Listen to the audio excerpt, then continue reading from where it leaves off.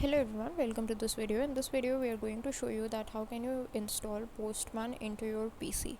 So Postman is actually used for APIs and mainly used for API testing purposes. So let us just see that what is the installation process. So for this, first of all, you need to open up your favorite browser and just type in Postman or Postman download, both are fine. Once you do that, the first link you get would be www.postman.com. That would be its official website. So select this link, download Postman.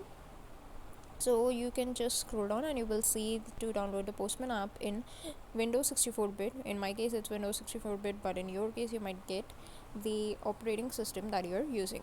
So just click on this link. It would take a few seconds to download the Postman exe file, and once it's downloaded you need to install it by following the simple steps. Once it's installed, then let me show you that how it looks. So this is the Postman agent app that is installed in my PC, and this is how it is looking. So now you can test all the APIs that you want directly from the Postman app in your PC. That's it for this video. Thanks for watching.